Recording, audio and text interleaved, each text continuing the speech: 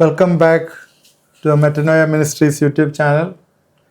നമ്മൾ ministry of angels, ദൂതന്മാരുടെ ശുശ്രൂഷയെക്കുറിച്ചാണ് പഠിച്ചുകൊണ്ടിരിക്കുന്നത്. കഴിഞ്ഞ ദിവസങ്ങളിൽ ആ ചാർട്ടിനകത്തുള്ള ഞാൻ വീണ്ടും ആ ചാർട്ട് കാണിക്കുന്നു. ആ 3 സർക്കിളുകളുണ്ടല്ലോ, അതായത് മൂന്നാമത്തെ സർക്കിളിലുള്ള പ്രിൻസിപ്പാലിറ്റീസും ആർക്കേഞ്ചൽസിനെയും കുറിച്ചാണ് കഴിഞ്ഞ എപ്പിസോഡിൽ നമ്മൾ കൂടുതലായിട്ട് ചിന്തിച്ച്.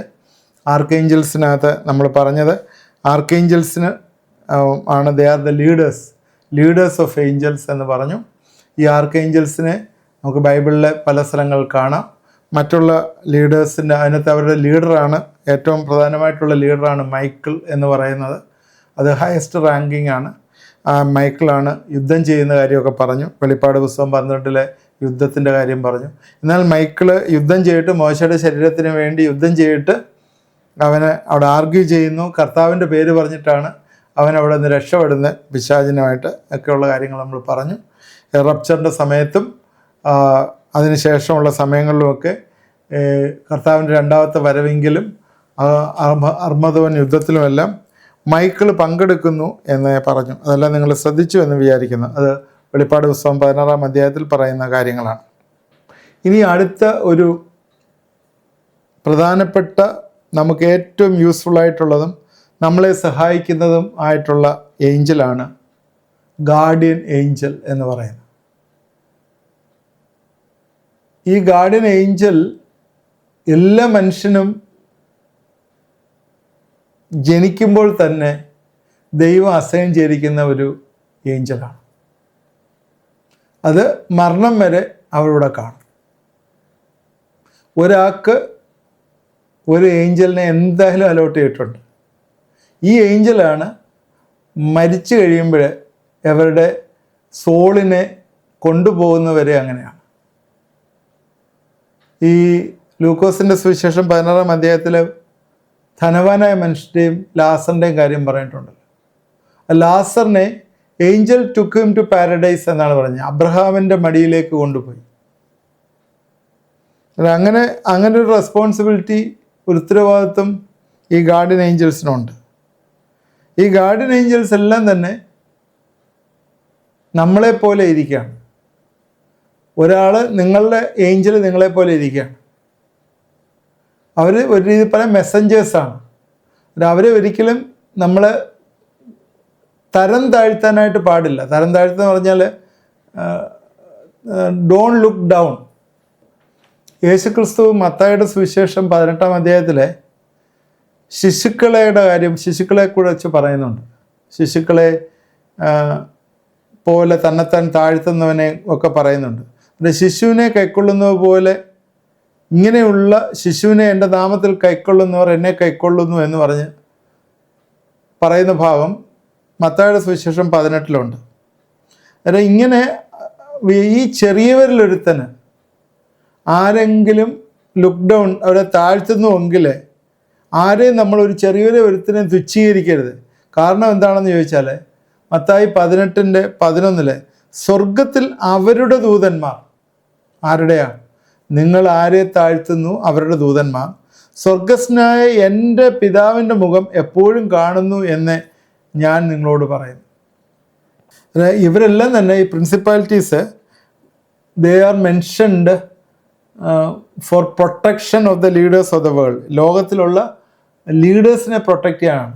നമുക്കറിയാം ഇത് ടെറിട്ടറിയുടെ രാജാവാണ് ഈ പ്രിൻസിപ്പാലിറ്റി എന്ന് പറയുന്നത്. നമുക്ക് ഈ Efesiയർ 6:12 പഠിക്കുമ്പോൾ പ്രിൻസിപ്പാലിറ്റിയെ കുറിച്ച് പഠിച്ചപ്പോൾ ഞാൻ പറഞ്ഞതാണ്, ദേ ആർ സ്പിരിച്വൽ ജനറൽസ് എന്ന് പറഞ്ഞാൽ ഈ ഒരു ഗ്രൂപ്പ്, ഈ ഫോളൻ ഏഞ്ചൽസിൻ്റെ തന്നെ നമ്മളത് പഠിച്ചു കഴിഞ്ഞപ്പം പറഞ്ഞാണ് ഹയർ റാങ്കിങ് ഉള്ള ഏഞ്ചൽസ് പോലെ തന്നെ ഇതിനകത്ത് കുറച്ച് ഏരിയകളെ സൂപ്പർവൈസ് ചെയ്യുന്ന ഒന്നാണ് സ്പിരിച്വൽ ജനറൽസ് എന്ന് പറഞ്ഞ്.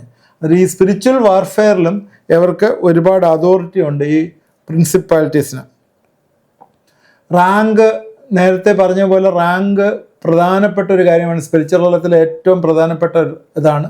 കെരൂബ് ഒരിക്കലും ഫൈറ്റ് ചെയ്യാനായിട്ട് വരുന്നതായിട്ട് കാണുന്നില്ല, നമ്മളെങ്ങും കാണുന്നില്ല. മൈക്കിളാണ് സ്വർഗത്തിൽ ലൂസിഫറിനെ ജയിച്ചതായിട്ട് കാണുന്നത്. എന്നാൽ ഭൂമിയിൽ അവൻ മോശയുടെ ശരീരത്തിന് വേണ്ടി ഫൈറ്റ് ചെയ്യുമ്പോൾ കർത്താവ് നിന്നെ ഫലിക്കട്ടെ എന്ന് പറയുന്നുണ്ട് അല്ലേ. മോശയുടെ ശരീരത്തിന് വേണ്ടി അവൻ ഫൈറ്റ് ചെയ്തു. അതിനെന്താ കാര്യം എന്ന് വെച്ചാൽ സ്വർഗത്തിൽ അവൻ ജയിച്ചു, ഭൂമിയിൽ വന്നപ്പം ജയിക്കാൻ പറ്റുന്നില്ല. എന്താണ് കാര്യം? Location matters. സാത്താൻ ഈ ലോകത്തിലെ ദൈവമായിട്ട് വിളിക്കപ്പെട്ടിരിക്കുകയാണ്. സാത്താൻ is called as A Lord of the world. അതുകൊണ്ട് ഈ ലോകത്തിലെ ദൈവമായ സാത്താന് അവനെ ജയിക്കാനായിട്ട് പറ്റിയവല്ലാപ്പോഴാണ് അവന് യേശുവിൻ്റെ നാമം വിളിച്ചപ്പോൾ പിശാച് ഇട്ടിട്ട് പോയി മൈക്കിള്. യേശു അവനെ ഭത്സിക്കട്ടെ, കർത്താവിനെ ഭത്സിക്കട്ടെ എന്ന് പറഞ്ഞപ്പോഴേ പിശാച് ഇട്ടു പോയി. ഈ ശരീരം അങ്ങനെ മൈക്കിൾ കൊണ്ടുപോയി എന്നാണ് നമ്മൾ വിശ്വസിക്കുക. അന്നേരം ഇവരെല്ലാം തന്നെ ഈ principalities they are mentioned for protection of the leaders of the world. ലോകത്തിലുള്ള ലീഡേഴ്സിനെ പ്രൊട്ടക്റ്റ് ചെയ്യാനാണ്. നമുക്കറിയാം ഇത് ടെറിട്ടറിയുടെ രാജാവാണ് ഈ പ്രിൻസിപ്പാലിറ്റി എന്ന് പറയുന്നത്. നമുക്ക് ഈ Efesiയർ 6:12 പഠിക്കുമ്പോൾ പ്രിൻസിപ്പാലിറ്റിയെ കുറിച്ച് പഠിച്ചപ്പോൾ ഞാൻ പറഞ്ഞതാണ്, ദേ ആർ സ്പിരിച്വൽ ജനറൽസ് എന്ന് പറഞ്ഞാൽ ഈ ഒരു ഗ്രൂപ്പ്, ഈ ഫോളൻ ഏഞ്ചൽസിൻ്റെ തന്നെ നമ്മളത് പഠിച്ചു കഴിഞ്ഞപ്പം പറഞ്ഞാണ് ഹയർ റാങ്കിങ് ഉള്ള ഏഞ്ചൽസ് പോലെ തന്നെ ഇതിനകത്ത് കുറച്ച് ഏരിയകളെ സൂപ്പർവൈസ് ചെയ്യുന്ന ഒന്നാണ് സ്പിരിച്വൽ ജനറൽസ് എന്ന് പറഞ്ഞ്. അത് ഈ സ്പിരിച്വൽ വാർഫെയറിലും ഇവർക്ക് ഒരുപാട് അതോറിറ്റി ഉണ്ട് ഈ പ്രിൻസിപ്പാലിറ്റീസിന്. റാങ്ക്, നേരത്തെ പറഞ്ഞ പോലെ റാങ്ക് പ്രധാനപ്പെട്ട ഒരു കാര്യമാണ്. സ്പിരിച്വൽ തലത്തിലെ ഏറ്റവും പ്രധാനപ്പെട്ട ഇതാണ്. കെരൂബ് ഒരിക്കലും ഫൈറ്റ് ചെയ്യാനായിട്ട് വരുന്നതായിട്ട് കാണുന്നില്ല, നമ്മളെങ്ങും കാണുന്നില്ല. മൈക്കിളാണ് സ്വർഗത്തിൽ ലൂസിഫറിനെ ജയിച്ചതായിട്ട് കാണുന്നത്. എന്നാൽ ഭൂമിയിൽ അവൻ മോശയുടെ ശരീരത്തിന് വേണ്ടി ഫൈറ്റ് ചെയ്യുമ്പോൾ കർത്താവ് നിന്നെ ഭത്സിക്കട്ടെ എന്ന് പറയുന്നുണ്ട് അല്ലേ. മോശയുടെ ശരീരത്തിന് വേണ്ടി അവൻ ഫൈറ്റ് ചെയ്തു. അതിലെന്താ കാര്യം എന്ന് വെച്ചാൽ സ്വർഗത്തിൽ അവൻ ജയിച്ചു, ഭൂമിയിൽ വന്നപ്പം ജയിക്കാൻ പറ്റുന്നില്ല. എന്താണ് കാര്യം? Location matters. സാത്താൻ ഈ ലോകത്തിലെ ദൈവമായിട്ട് വിളിക്കപ്പെട്ടിരിക്കുകയാണ്. സാത്താൻ is called as A Lord of the world. അതുകൊണ്ട് ഈ ലോകത്തിലെ ദൈവമായ സാത്താന് അവനെ ജയിക്കാനായിട്ട് പറ്റിയവല്ലാപ്പോഴാണ് അവന് യേശുവിൻ്റെ നാമം വിളിച്ചപ്പോൾ പിശാച് ഇട്ടിട്ട് പോയി മൈക്കിള്. യേശു അവനെ ഭത്സിക്കട്ടെ, കർത്താവിനെ ഭത്സിക്കട്ടെ എന്ന് പറഞ്ഞപ്പോഴേ പിശാച് ഇട്ടു പോയി. ഈ ശരീരം അങ്ങനെ മൈക്കിള് കൊണ്ടുപോയി എന്നാണ് നമ്മൾ വിശ്വസിക്കുക. അന്നേരം ഒരു ദൂതനെ കുറിച്ച് പറയുന്നുണ്ട്. ആ ദൂതനാണ് ഹീൽ ചെയ്യുന്നതെന്ന് പറയപ്പെടുന്നുണ്ട്. ഇനി ഇത് കൂടാതെ ഒരുപാട് നമ്പർ ദൂതന്മാരെ കുറിച്ച് പല ട്രഡീഷണൽ ബുക്കുകൾ എന്ന് പറഞ്ഞാൽ നമ്മൾ കാത്തലിക് ട്രഡിഷനുണ്ട്, ജൂയിഷ് ട്രഡിഷനുണ്ട്. ഇങ്ങനെയുള്ള ജൂയിഷ് ട്രഡിഷനിലും കാത്തലിക് ട്രഡിഷനിലും ഒക്കെ വേറെ ഒരുപാട് ദൂതന്മാരുടെ കാര്യങ്ങൾ പറയുന്നുണ്ട്. ഈ ജൂയിഷ് ട്രഡിഷനകത്തുള്ള ഒരു ദൂതനാണ് ഇത്. 3 ദൂതന്മാരുടെ കൂടാതെ അവർ 3 പറയുന്നുണ്ട്, ഈ മൈക്കല്, ഗബ്രിയേൽ, റാഫേൽ. ഇത് കൂടാതെ അവർ ഉറിയേൽ അല്ലെങ്കിൽ അസ്രയേൽ എന്ന് പറയുന്ന ഒരു ജൂയിഷ് ട്രഡിഷനകത്ത് ഒരു ദൂതനെ കുറിച്ച് പറയുന്നുണ്ട്. ആ ദൂതൻ്റെ പർപ്പസ് എന്ന് പറഞ്ഞാൽ നമ്മുടെ സോള്, നമ്മുടെ ദേഹിയെ സൂക്ഷിക്കുന്ന ഒരു ദൂതനാണ്, അത് ഗൈഡ് ചെയ്യുന്നൊരു ദൂതനാണ് ഉറിയേൽ എന്ന് വിശ്വസിക്കുന്ന ജൂയിഷ് ട്രഡിഷനിൽ. അതുപോലെ ജൂയിഷ് ട്രഡിഷനിൽ വേറെ 2 എണ്ണം കൂടെ പറയുന്നുണ്ട്, 2 ഏഞ്ചൽസ് കൂടെ പറയുന്നുണ്ട്. ഒന്ന് മെറ്റാട്രോൺ എന്ന് പറയുന്ന ഒരെണ്ണമാണ്. ഈ മെറ്റാട്രോൺ എന്ന് പറയുന്ന ഏഞ്ചൽ ദൈവത്തിൻ്റെ സൗണ്ട്, ദൈവം പറയുന്ന കാര്യങ്ങൾ കോഡ് ചെയ്യുന്നു, റൈറ്റ് ചെയ്യുന്നു എന്നുള്ളതാണ് അവർ വിശ്വസിക്കുന്നത്. ദൈവം പറയുന്ന വചനമൊക്കെ എഴുതുന്നത് മെറ്റാട്രോൺ എന്ന് പറയുന്ന ദൂതനാണെന്ന് വിശ്വസിക്കുന്നുണ്ട്. അതുപോലെ സീക്രട്ടുകൾ സൂക്ഷിക്കുന്ന ഒരു ഏഞ്ചൽ, റസിയൽ എന്ന് പറഞ്ഞൊരു ഏഞ്ചലുണ്ട്, സീക്രട്ടുകൾ സൂക്ഷിക്കുന്നു എന്ന് അവർ വിശ്വസിക്കുന്നു. ഇങ്ങനെ ഡിഫറെൻ്റ് ആയിട്ടാണ്. ഇത് ബൈബിളിലൊന്നും യാതൊരു പ്രൂഫും ഇല്ല. ഇതൊക്കെ ജൂയിഷ് ട്രഡീഷനിൽ വിശ്വസിക്കുന്നവർക്കാണ് ഈ 5-6 നമ്പർ വന്നിരിക്കുന്നത്. എന്നാൽ കാത്തലിക് ട്രഡീഷനകത്ത് വീണ്ടും 3-4 ദൂതന്മാരുടെ കാര്യം പറയുന്നുണ്ട്. ഒന്ന് സെലാഫിയേൽ, 2 ജഗുദിയേൽ, സെലാഫിയേൽ, ജഗുദിയേൽ, 3 ബെറച്ചിയേൽ ആൻഡ് 4 ജെറമിയേൽ. ഇങ്ങനെ 4 ദൂതന്മാരുടെ കാലം കാത്തലിക് ട്രഡീഷനിലുണ്ട്. ഞാനിത് പറയാനുള്ള കാര്യം, ഇത് എല്ലാവരും കേൾക്കുന്നുണ്ട്, ഡിഫറെൻ്റ് ആയിട്ടുള്ള ആൾക്കാർ കേൾക്കുന്നുണ്ടല്ലോ, നിങ്ങൾക്കൊരു കൺഫ്യൂഷൻ ഉണ്ടാവരുത് എന്ന് വിചാരിച്ചിട്ടാണ് പറയുന്നത്. ഒന്ന് കാത്തലിക് ട്രഡീഷനിൽ പറയുന്നത്, ജൂയിഷ് ട്രഡീഷനിൽ പറയുന്നത്, യഥാർത്ഥത്തിലുള്ള ബൈബിൾ പറയുന്നത്, അപ്പോക്രിഫയും കൂടെ ചേർന്നുള്ള ബൈബിൾ പറയുന്നത്, ഇങ്ങനെയുള്ള ഡിഫറെൻ്റ് ആയിട്ടുള്ള എണ്ണം പറയുന്നുണ്ട്. എന്നാൽ സത്യവേദപുസ്തകത്തിൽ കാണുന്ന 2 എണ്ണമേ ഉള്ളൂ, മൈക്കിള്, ഗബ്രിയേല്. എന്നാൽ ഈ ബുക്ക് ഓഫ് തോബിത്തിൽ പറയുന്ന റാഫേൽ എന്ന് പറയുന്ന പല സ്ഥലങ്ങളിലും കോട്ട് ചെയ്യപ്പെട്ടിട്ടുണ്ട് എന്ന് ദേവദാസന്മാർ പറയുന്നുണ്ട്. റാഫേൽ എന്ന് പറയുന്ന ദ മെസ്സഞ്ചർ ഓഫ് ഹീലിംഗ് എന്ന് പറയപ്പെടുന്നു. അത് നമ്മൾ നേരത്തെ അവസാനം പറഞ്ഞു എത്തിയത് ഗാർഡിയൻ ഏഞ്ചൽസിനെ കുറിച്ചാണ്. ഈ ഗാർഡിയൻ ഏഞ്ചൽസ് ശരിക്കും റിയലാണ്. നമ്മുടെ ചുറ്റുമുണ്ട്, നമ്മുടെ കോട്ടയായിട്ട് നിൽക്കുന്ന ഈ ഏഞ്ചൽസാണ്. ഈ ഏഞ്ചൽസാണ് പലപ്പോഴും മറ്റുള്ളവർക്ക് വേണ്ടി പ്രാർത്ഥിക്കാനായിട്ട് നമ്മളെ കൺവിക്റ്റ് ചെയ്യുന്നത്. ഇപ്പം നിങ്ങളോട് ഞാൻ പറയാറില്ലേ, പ്രയർ റിക്വസ്റ്റ് എഴുതി തരണം, ഞാൻ നിങ്ങൾക്ക് വേണ്ടി പ്രാർത്ഥിക്കും എന്നൊക്കെ പറഞ്ഞില്ലേ. അന്നേരം ഈ പ്രയർ റിക്വസ്റ്റുകൾ നിങ്ങളെക്കൊണ്ട് എനിക്ക് എഴുതിപ്പിച്ച് തരുന്നത് ഈ ഏഞ്ചൽസാണ്. അതുപോലെ നിങ്ങൾ മറ്റുള്ളവർക്ക് വേണ്ടി പ്രാർത്ഥിക്കാനായിട്ട് നിങ്ങളെ ഇൻസ്ട്രക്റ്റ് ചെയ്യുന്നതും ഈ ഗാർഡിയൻ ഏഞ്ചൽസാണ്. അതുകൊണ്ട് ഈ ഗാർഡിയൻ ഏഞ്ചൽസാണ് പലപ്പോഴും നമ്മളെ പ്രസംഗിക്കാനും അതുപോലെ ടീച്ച് ചെയ്യാനും ഒക്കെ നമ്മളെ സഹായിക്കുന്നത്. നമുക്ക് നോർമൽ വിഷനകത്ത് ഈ ഏഞ്ചൽസിനെ കാണാനായിട്ട് പറ്റുകയില്ല. അതുകൊണ്ട് ഈ ഗാർഡിയൻ ഏഞ്ചലിനെ നമുക്ക് കാണാനായിട്ട് നമ്മുടെ ഫൗണ്ടേഷൻസ്, നമ്മുടെ ഫാമിലി ഫൗണ്ടേഷൻസൊക്കെ ഒന്ന് സ്ട്രോങ് ആക്കി നമ്മളൊന്ന് പ്രാർത്ഥിക്കാമെങ്കിൽ നമുക്ക് നമ്മുടെ ഗാർഡിയൻ ഏഞ്ചൽസിനെ കാണാം. എനിക്ക് ഏഞ്ചൽസിനെ കാണാനുള്ള ഭാഗ്യം ദൈവം തന്നിട്ടുണ്ട്. അതുകൊണ്ടാണ് ഞാൻ ഇത്രയും ധൈര്യമായിട്ട് നിങ്ങളോട് പറയുന്നത്. ഓക്കെ, സ്തോത്രം. അതിന് ഇനിയും പെട്ടെന്ന് പറഞ്ഞു പോട്ടെ, ഈ റലത്തിൽ, ഈ ഏഞ്ചൽസിൻ്റെ റലത്തിൽ ഇവരെ എങ്ങനെയാണ് ഒന്ന് അൺലോക്ക് ചെയ്യുന്നത്, ആക്ടിവേറ്റ് ചെയ്യുന്നത് എന്നുള്ളതാണ് നമ്മളിനി പഠിക്കുന്നത്. ഏറ്റവും ഇമ്പോർട്ടൻ്റ് ആണ്. എങ്ങനെയാണ് ഈ റലത്തിൽ ഇവരെ ഒന്ന് ആക്ടിവേറ്റ് ചെയ്യുന്നത്? ഞാൻ നിങ്ങളോട് നേരത്തെ സൂചിപ്പിച്ചാണ്, ഈ ലിമിറ്റഡായിട്ടിരിക്കുന്ന ഏഞ്ചൽസ്, നിങ്ങൾക്ക് വേണ്ടി ലിമിറ്റഡായിട്ടിരിക്കുന്ന ഏഞ്ചൽസിനെ ആദ്യം ദൈവത്തിൻ്റെ പർപ്പസിലേക്ക് നിങ്ങൾ പ്രവേശിക്കുമ്പോഴാണ് അവർ ആക്ടിവേറ്റ് ആവുന്നതെന്ന് ഞാൻ പറഞ്ഞു. ദൈവത്തിൻ്റെ പർപ്പസിലേക്ക് പ്രവേശിക്കുമ്പോഴാണ് ആക്ടിവേറ്റ് ആവുന്നത്. ദൈവം നമ്മളീ പറയുന്ന അത് പ്രധാനമായിട്ട് അതിൻ്റെ റോള് എന്ന് പറയുന്നത് പ്രാർത്ഥനയാണ്. ദൈവത്തിൻ്റെ പർപ്പസിലേക്ക് നമ്മൾ കയറുന്ന പ്രാർത്ഥനകൾ കൂടിയാണ്. അങ്ങനെയാണ് ഇതിനെ ആക്ടിവേറ്റ് ചെയ്യുന്നത്. ബൈബിളിൽ നമുക്കറിയാം, അപ്പോസ്റ്റലനായിട്ടുള്ള ജെയിംസിനെ അറസ്റ്റ് ചെയ്യുന്നു. ഞാൻ അതിൻ്റെ റെഫറൻസ് ഒന്നും എടുക്കുന്നില്ല. അപ്പോസ്റ്റലനായിട്ടുള്ള ജെയിംസിനെ അറസ്റ്റ് ചെയ്യുകയാണ്. അറസ്റ്റ് ചെയ്തിട്ട് ജെയിംസിനെ സംബന്ധിച്ചിടത്തോളം ജെയിംസ്, പത്രോസും യാക്കോബും യോഹന്നാനും ഈ 3 പേരും കർത്താവിൻ്റെ ഒരു ഇന്നർ സർക്കിളിലുള്ളവരാണ്. അതായത് എവിടെയൊക്കെ കർത്താവ് പോകുന്നു അവിടെയൊക്കെ ജെയിംസ് പോയിരുന്നു. എന്ന് പറഞ്ഞാൽ ജെയിംസ് കർത്താവിൻ്റെ ഹൃദയത്തിൽ സ്ഥാനമുണ്ടായിരുന്നു, പ്രധാനപ്പെട്ടൊരു സ്ഥാനമുണ്ടായിരുന്നു.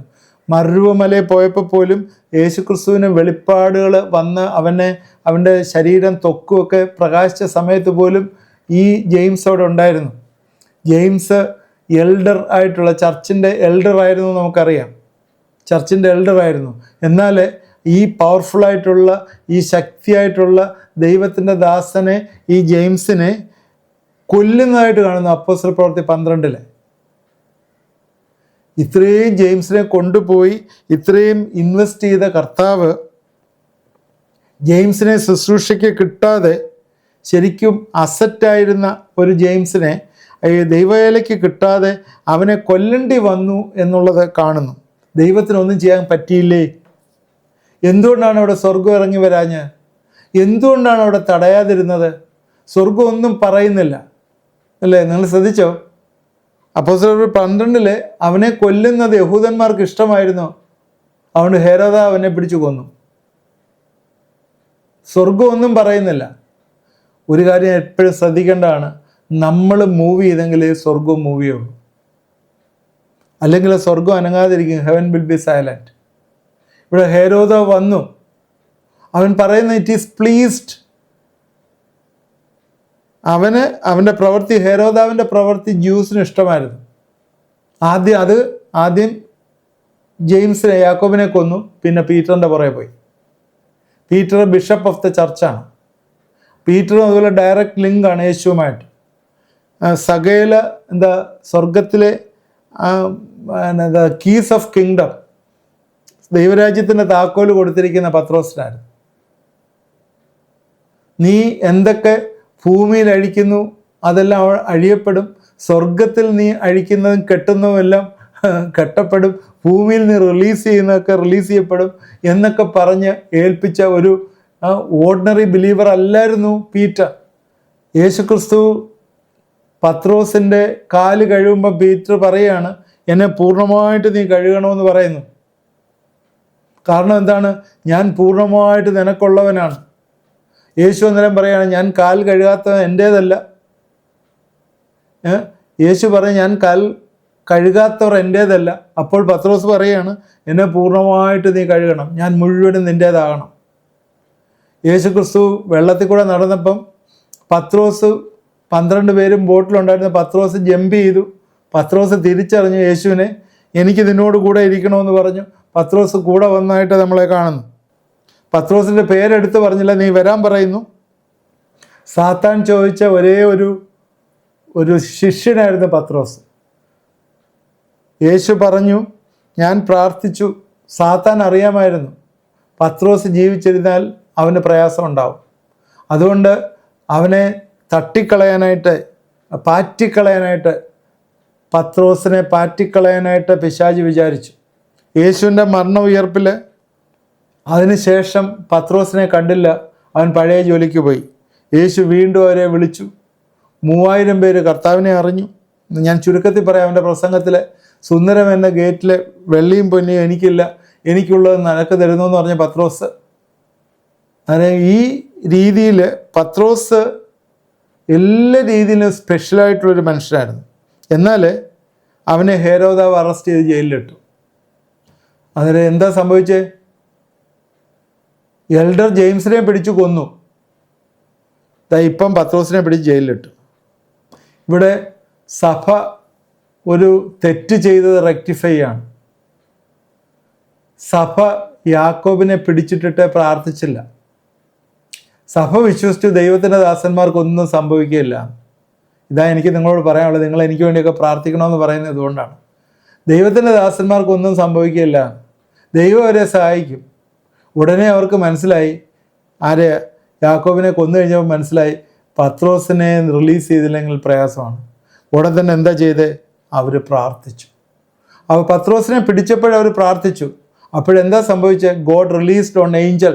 ഒരു ഏഞ്ചലിനെ പത്രോസിനെ റിലീസ് ചെയ്യാനായിട്ട് വിട്ടു. യാക്കോബിനെ പിടിച്ചപ്പം ഏഞ്ചലിനെ റിലീസ് ചെയ്തില്ല. കാരണം എന്തായിരുന്നു? ചർച്ച് സൈലൻ്റ് ആയിരുന്നു. എന്നാൽ നിങ്ങളുടെ പ്രാർത്ഥന ജീവിതത്തെ അറ്റാക്ക് ചെയ്യുന്നുവെങ്കിൽ പിശാച് നിങ്ങളെ സ്വാധീനിക്കുകയാണ്. Devil is a liar. നമ്മളെ പ്രാർത്ഥിക്കാനായിട്ട് ദൈവം വിളിച്ചിരിക്കുകയാണ്. യേശു ക്രിസ്തു പ്രാർത്ഥിച്ചു, പൗലോസ് പ്രാർത്ഥിച്ചു,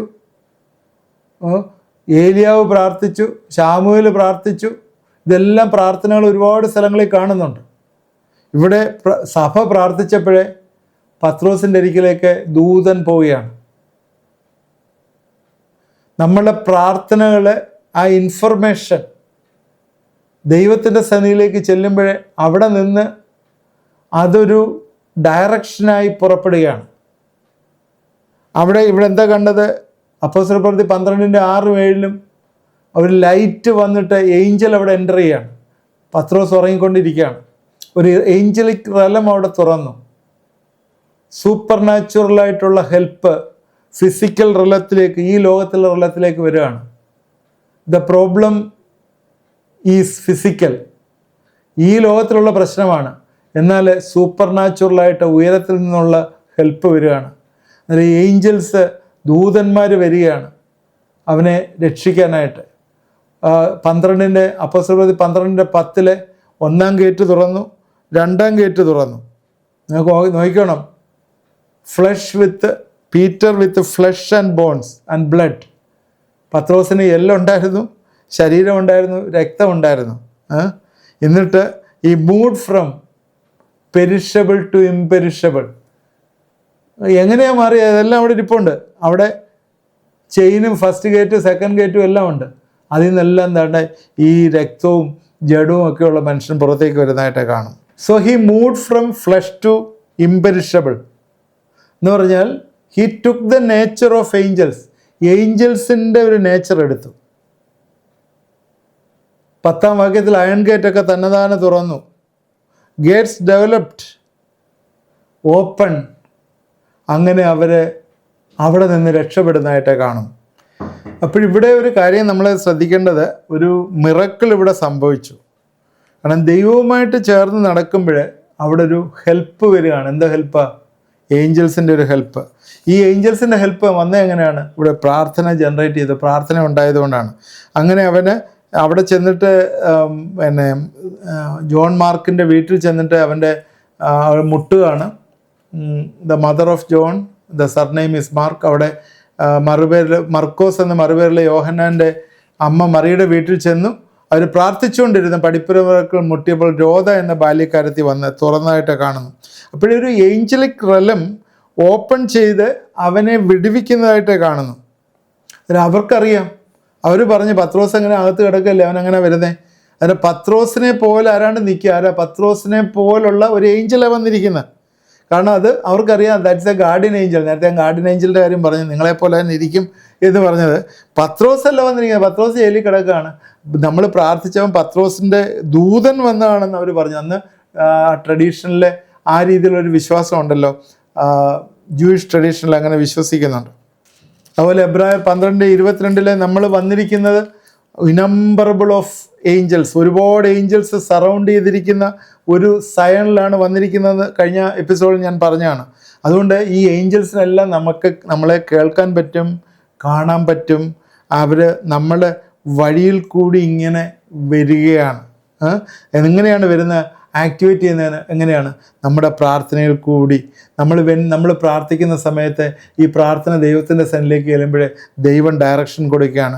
അന്നേരം യേശു ക്രിസ്തു പ്രാർത്ഥിച്ചപ്പോൾ പോലും ഏഞ്ചൽസ് വന്ന് സ്ട്രെങ്തൻ ചെയ്യാൻ വന്നതായിട്ട് അറിയും. നമ്മുടെ എല്ലാ മേഖലകളിലും, നമ്മുടെ മാരേജിലായാലും, നമ്മുടെ ഡേ ടു ഡേ അഫയേഴ്സിലായാലും, നമ്മുടെ എല്ലാ ആക്ടിവിറ്റീസിലായാലും ഏഞ്ചൽസിൻ്റെ സപ്പോർട്ട് നമുക്ക് ആവശ്യമാണ്. What we have to do, നമ്മൾ എങ്ങനെയാണ് ആക്ടിവേറ്റ് ചെയ്യുന്നത്? പ്രാർത്ഥിക്കുക. അത് മാത്രമല്ല, ഏഞ്ചൽസ് ഏറ്റവും കൂടുതൽ അട്രാക്റ്റ് ചെയ്യാൻ ഞാൻ നേരത്തെ പറഞ്ഞാണ്, ഏഞ്ചൽസ് ലൈറ്റാണ്. They are light in the realm of light. നമ്മൾ ദൈവത്തിന് ഉള്ളിലേക്ക് ചെല്ലുമ്പോഴേ ദേ വിൽ അട്രാക്റ്റ്, അവർ നമ്മുടെ അരികിലേക്ക് വരും. ഏഞ്ചൽസിനെ ആക്ടിവേറ്റ് ചെയ്യാനായിട്ട് 3 കാര്യങ്ങളാണ് ഞാൻ പറഞ്ഞത് പ്രധാനമായിട്ട്. ഒന്ന്, നമ്മുടെ പർപ്പസിലേക്ക് നമ്മൾ ചെല്ലണം. പർപ്പസിൽ ചെല്ലുന്നത് എങ്ങനെയാണ്? First step, we should be, കർത്താവിനെ ഫോളോ ചെയ്യുന്നവരെ we should be born again, വീണ്ടും ജന്മം പ്രാപിച്ചു. അപ്പോഴാണ് നമ്മൾ ആ പർപ്പസിലോട്ട് കയറുന്നത്. രണ്ടാമത്, ഈ ദൈവത്തിൻ്റെ വചനം ഉള്ളിലേക്ക് ചെന്ന് അവിടെ വലിയ പ്രകാശം വരികയാണ്. That will be attracted by the angels. മൂന്നാമത് പറഞ്ഞ് പ്രാർത്ഥിക്കുക. പ്രാർത്ഥിച്ച് കഴിയുമ്പോഴത്തേക്ക് എന്താ സംഭവിക്കുന്നത്? The advice will go from heaven. ദൈവത്തിൽ നിന്ന് അഡ്വൈസ് ചെയ്യലും. എക്സാമ്പിൾ ഞാൻ കോട്ട് ചെയ്ത് പറഞ്ഞു, ഈവൻ അപ്പോസ്തലനെ പോലും വെറുതെ വിട്ടില്ല. അതുകൊണ്ട് നമ്മൾ പ്രാർത്ഥിക്കണം, ആരായാലും പ്രാർത്ഥിക്കണം, അത് ആവശ്യമാണ്. ദൈവത്തിൻ്റെ പർപ്പസ്, ദൈവം ഏഞ്ചൽസിനെ അയക്കുന്ന പർപ്പസ് മീറ്റ് ചെയ്യാനായിട്ട്. നമ്മളിത് തീർന്നിട്ടില്ല, ഇനിയും ഇത്തിരി ഒരു 2 എപ്പിസോഡ് കഴിഞ്ഞേ തീരുള്ളൂ. നമ്മൾ അടുത്ത എപ്പിസോഡിൽ ഏഞ്ചൽസ് എങ്ങനെയാണ് നമുക്ക് ഫീൽ ചെയ്യുന്നത്, ഏഞ്ചൽസ് നമ്മുടെ ജീവിതത്തിലുണ്ടെന്ന് എങ്ങനെ ഫീൽ ചെയ്യുന്നു എന്നുള്ളതിനെക്കുറിച്ച് നമുക്ക് ചിന്തിക്കാം. അതുപോലെ ഏഞ്ചൽസ് എങ്ങനെയാണ് നമ്മളിൽ നിന്ന് മാറിപ്പോകുന്നതെന്ന് ചിന്തിക്കുക. ഇങ്ങനെയുള്ള 2-3 ചിന്തകളോട് അടുത്ത എപ്പിസോഡ് പറയാമെന്ന് വിചാരിക്കുകയാണ്. തീർച്ചയായും ഇന്നത്തെ ചിന്തകൾ നമുക്ക് പ്രയോജനമായി എന്ന് വിചാരിക്കുന്നു. ഏഞ്ചൽസ് നമ്മളെ ഹെൽപ്പ് ചെയ്യുന്നു എന്നുള്ളത് നമുക്ക് മനസ്സിലാക്കുക. ഏഞ്ചൽസ് ഇല്ലാതെ നമുക്കൊരു ബ്ലെസ്സിങ്ങും എത്തുന്നില്ല. They are the suppliers, they are the carriers, they are the messengers എന്നുള്ള ഓർക്കുക. ദേ ആർ ദ ഫൈറ്റേഴ്സ്, നമുക്ക് വേണ്ടി ഫൈറ്റ് ചെയ്യുന്ന, പിശാചിനെതിരായിട്ട് ഫൈറ്റ് ചെയ്യുന്നു അവർ തന്നെയാണ് എന്ന് ഓർക്കുക. നമുക്ക് പ്രാർത്ഥിക്കാം. ദൈവമായ കർത്താവേ, ഈ ഏഞ്ചൽസിനെ കുറിച്ചുള്ള പഠനങ്ങൾ ഞങ്ങളുടെ ജീവിതത്തിലെ കൂടുതൽ ശക്തിയും എൻകറേജ്മെൻറ്റും ഈ ദിവസങ്ങൾ തരട്ടെ എന്ന് പ്രാർത്ഥിക്കുന്നു. എൻ്റെ കരങ്ങളിലേക്ക് ഏൽപ്പിക്കുകയാണ്. ഇത് കണ്ടുകൊണ്ടിരിക്കുന്ന പ്രിയപ്പെട്ടവരെ ഞങ്ങളെ ഏൽപ്പിച്ച് പ്രാർത്ഥിക്കുന്നു. ഈ ദിവസങ്ങളിൽ ഞങ്ങളുടെ പ്രാർത്ഥനകൾ ദൈവത്തിൻ്റെ സന്നിധിയിൽ ചെല്ലുമ്പോഴേ അവിടെയുള്ള ഏഞ്ചൽസ് ആക്ടിവേറ്റ് ചെയ്ത് കർത്താവെ ഞങ്ങളെ സഹായിക്കാനായിട്ടുള്ള ഗാർഡിയൻ ഏഞ്ചൽസ് അവിടെ പ്രസൻ്റ് ആവുമെന്ന് ഞങ്ങൾ മനസ്സിലാക്കുന്നല്ലോ. അതുകൂടാതെ ഈവൻ ഞങ്ങൾക്ക് ആർക്കേഞ്ചൽ പോലും ഞങ്ങളെ സഹായിക്കാനായിട്ട് എത്തും. ഗബ്രിയേലും കർത്താവെ മിഖായേലും ഞങ്ങളെ സഹായിക്കാൻ എത്തുമെന്ന് ഞങ്ങൾ മനസ്സിലാക്കുന്നു. കർത്താവെ ഞങ്ങളെ ഏൽപ്പിച്ച് പ്രാർത്ഥിക്കുന്നു. ഇതേ കണ്ടുകൊണ്ടിരുന്ന പ്രിയപ്പെട്ടവരുടെ ജീവിതങ്ങളിലെ ഒരു ഏഞ്ചലിക് പ്രസൻസ് ഈ ദിവസങ്ങളിൽ വന്നു ചേരട്ടെ എന്ന് പ്രാർത്ഥിക്കുന്നു. അവിടെ പ്രാർത്ഥനകൾക്ക് ഉത്തരവുമായിട്ട് വരുവാൻ കർത്താവെ സഹായിക്കണമേ. എവിടെയൊക്കെ ഡിലേ വന്നു അവിടെയൊക്കെ യേശു ഈ ദിവസങ്ങളിൽ പ്രവർത്തിക്കട്ടെ എന്ന് പ്രാർത്ഥിക്കുന്നു. ദൈവത്തിൻ്റെ ആത്മാവ് അവിടെ ഇറങ്ങി വരട്ടെ എന്ന് പ്രാർത്ഥിക്കുന്നു. അവിടെയൊക്കെ ഏഞ്ചൽസിൻ്റെ ശക്തി വെളിപ്പെട്ട് വരട്ടെ എന്ന് പ്രാർത്ഥിക്കുന്നു. എല്ലാം ആക്സലറേറ്റ് ചെയ്യപ്പെടുവാൻ, സ്പീഡപ്പ് ചെയ്യപ്പെടുവാൻ കർത്താവെ നീ സഹായിക്കേണ്ടവരുത്തി ചെയ്യണം. എൻ്റെ കരങ്ങളിലേക്ക് ഏൽപ്പിക്കുന്ന എന്നോട് ചേർന്ന് പ്രാർത്ഥിച്ചോടെ നീ അനുഗ്രഹിക്കുകയും സഹായിക്കുകയും ചെയ്യണം. കർത്താവ് ഞങ്ങളുടെ ആവശ്യങ്ങളിലെല്ലാം കർത്താവ് എത്രയും പെട്ടെന്ന് തന്നെ ഉത്തരം തരികയും കർത്താവ് ഞങ്ങളെ വിടുവിക്കുകയും ചെയ്യണം. കാര്യങ്ങളിലേക്ക് ഏൽപ്പിക്കുന്നു. യേശു ക്രിസ്തുവിൻ്റെ നാമത്തിൽ പ്രാർത്ഥിക്കുന്നു, കേൾക്കണമേ. ആമേൻ. ഇതാ കണ്ടുകൊണ്ടിരുന്ന എല്ലാവരും ദൈവം അനുഗ്രഹിക്കട്ടെ. തുറമാനമായി വാച്ച് ചെയ്യുക. 2 എപ്പിസോഡ് കഴിയുമ്പോഴേ നമ്മളെ ഈ ഏഞ്ചൽസിൻ്റെ കാര്യം തീരും. തീർച്ചയായും അത് പ്രയോജനമായി എന്ന് ഞാൻ വിശ്വസിക്കുന്നു. നിങ്ങളുടെ പ്രയർ റിക്വസ്റ്റുകൾ അയയ്ക്കുക. നിങ്ങളുടെ കമൻറ്റുകൾ കമൻറ്റ് ബോക്സിൽ ഇടുക. ആദ്യമായിട്ട് കാണുന്നത് സബ്സ്ക്രൈബ് ചെയ്യുക. ദൈവം നമ്മളെല്ലാവരെയും അനുഗ്രഹിക്കട്ടെ.